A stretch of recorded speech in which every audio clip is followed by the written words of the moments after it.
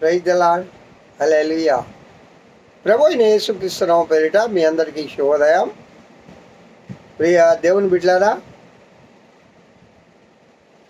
ఈ అందిన ఆహారంలో తిరుగా 14వ తేదీ 8వ నెల 25వ వచనంలో 26వ వచనంలో మనమందరం చేరి ఉన్నాం. ఏకోజాములో ఆయన సన్నిధిలో చేరి ఆయన ప్రార్థించి ఆయన వాక్యాన్ని ధ్యానించే భాగ్యం ప్రభు ఇచ్చాడు. ఇంతకంటే ఈ లోకంలో మనకి ఏ భాగ్యం అవసరం లేదు. నాకైతే ఇదో గొప్ప వరం, ఇదో గొప్ప భాగ్యం, ఇది దేవుడిచ్చిన గిఫ్ట్.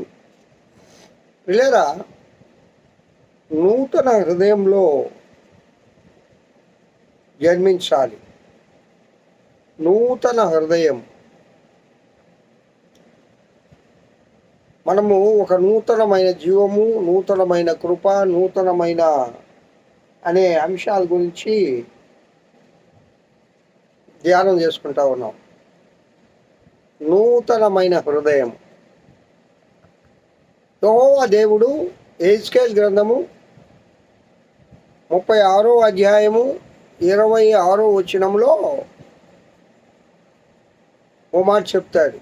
నూతన హృదయము మీకు ఇచ్చేదను, నూతన స్వభావము మీకు కలగజేసేదను, రాతి గుండె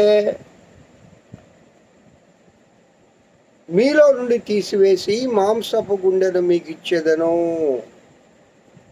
ఇక్కడ రాతి గుండె ఎందుకు వచ్చిందండి అంటే, దేవుడిచ్చే గుండె మాంసపు గుండె. అదే నూతన హృదయం, నూతనమైన హృదయం, నూతన స్వభావం. మన స్వభావమే నూతనంగా ఉండాలి.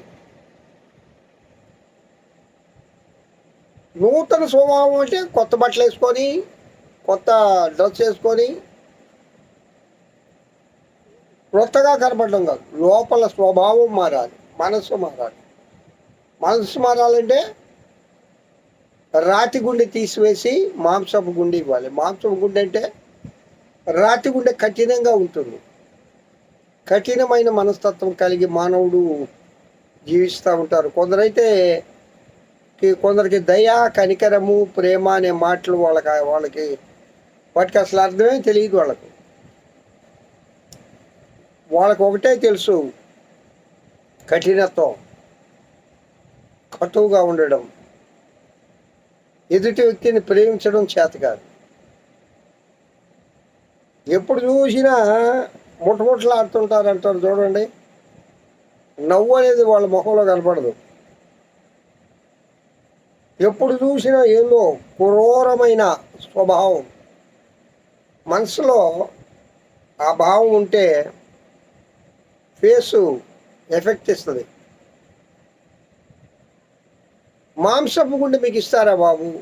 ఆ రాతి గుండెని తీసేస్తా, నూతన హృదయం మీకు ఇచ్చేదను, నూతన స్వభావం మీకు ఇచ్చేదను అని దేవుడు చెప్తా ఉన్నాడు. దేవుడు ఇస్తాడు, తీసుకోవాలి.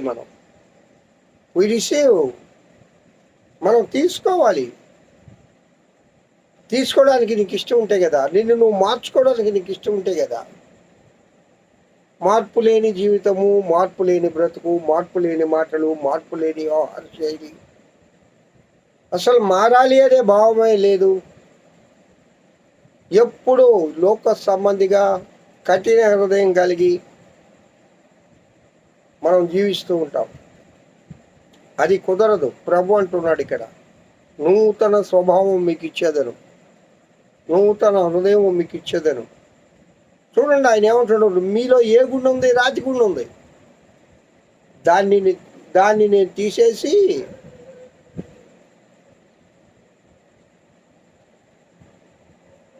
మాంసపు గుండెని ఇస్తా.